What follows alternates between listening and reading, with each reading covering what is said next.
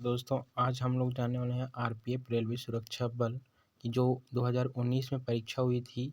तो उसके जो क्वेश्चन हैं उसके बारे में हम लोग पढ़ने वाले हैं। तो इसमें पहला क्वेश्चन है, निम्नलिखित में से कौन संवेदी न्यूरॉन से मोटर न्यूरॉन तक आवेग संचारित करता है? तो ऑप्शन दिया था मोटर न्यूरॉन, इंटर न्यूरॉन, संग्राहक, प्रेरक। तो इसका आंसर रहेगा इंटर न्यूरॉन।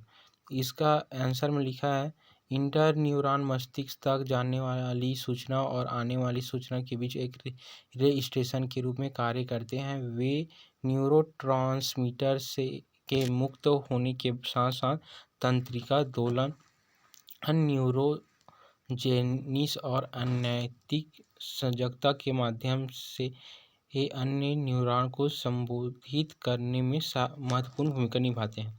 और यहाँ पे दूसरा क्वेश्चन था,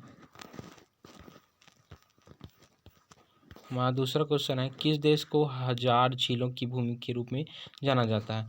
तो इसमें इसका आंसर रहेगा फिनलैंड। फिनलैंड को है ना हजार झीलों की भूमि कहा जाता है। फिनलैंड में 1,68,000 झीलें हैं। फिनलैंड के कुल क्षेत्र का 10% से अधिक भाग पानी से घिरा हुआ है। और इसमें तीसरा क्वेश्चन है, मैग्ना कार्टा खालिस्तान द्वारा जारी अधिकारियों का चार्टर है। तो इसका आंसर ये रहेगा इंग्लैंड के राजा जॉन। तो जो मैग्ना कार्टा 2015 में इंग्लैंड के राजा जॉन द्वारा हस्ताक्षरित एक महत्वपूर्ण ऐतिहासिक दस्तावेज था बोल रहे हैं। और चौथा क्वेश्चन था, ब्याज दर संपार्श्विकी और दस्तावेजी आवश्यकताओं और पुनर्भुगतान विधि का सामूहिक रूप क्या है?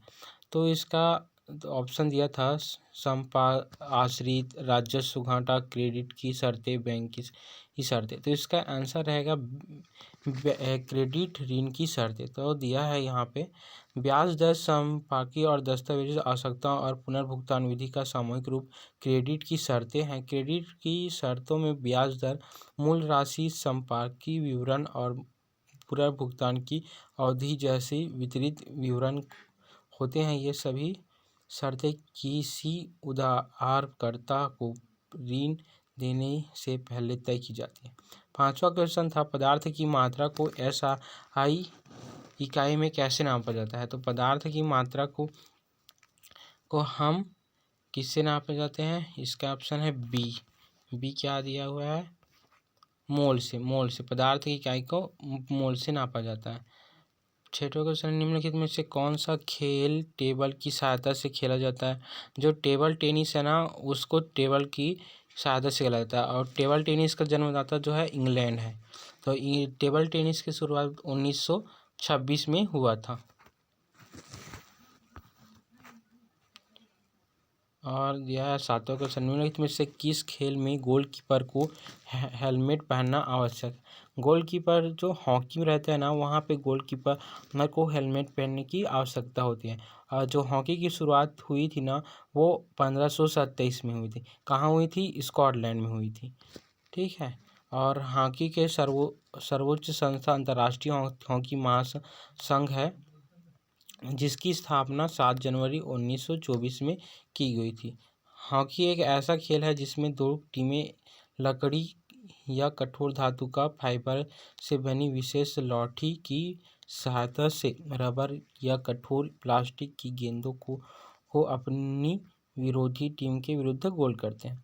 आठवां क्वेश्चन था, निम्नलिखित में से कौन यूनेस्को की प्राकृतिक विश्व धरोहर स्थलों की सूची में शामिल है? तो इसका आंसर रहेगा उपरोक्त सभी में।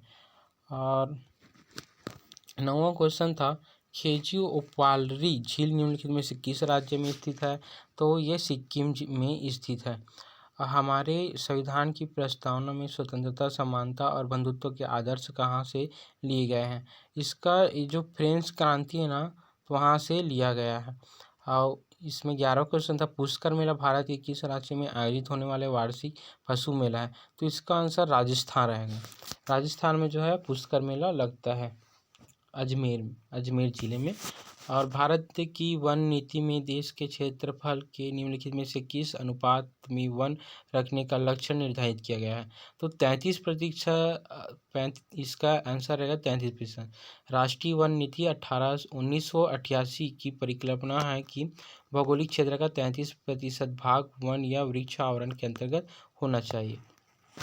अगला क्वेश्चन है, निम्नलिखित में से किस क्षेत्र में शेरी वाइन का उत्पादन होता है?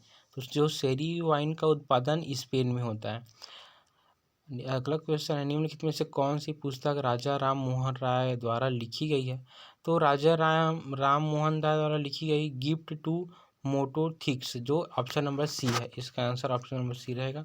अगला क्वेश्चन है, ब्रह्मपुत्र मध्य हिमालय में खालिस्तान के पास एक गहरी खाई बनती है, तो इसका आंसर रहेगा सी नामचा बरवा।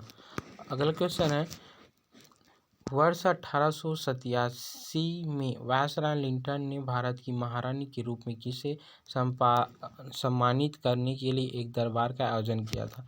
तो इसका आंसर रहेगा बी, महारानी विक्टोरिया।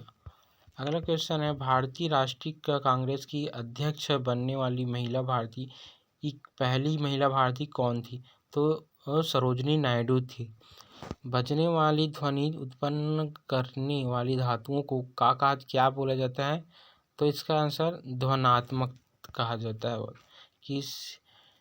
अगला क्वेश्चन है, ढाका में ऑल इंडिया मुस्लिम लीग का गठन कब किया गया था? इसका आंसर रहेगा 1906 में किया गया था, दिसंबर। ठीक है, तो हमारे साथ जुड़े रहिए आगे की वीडियो के लिए।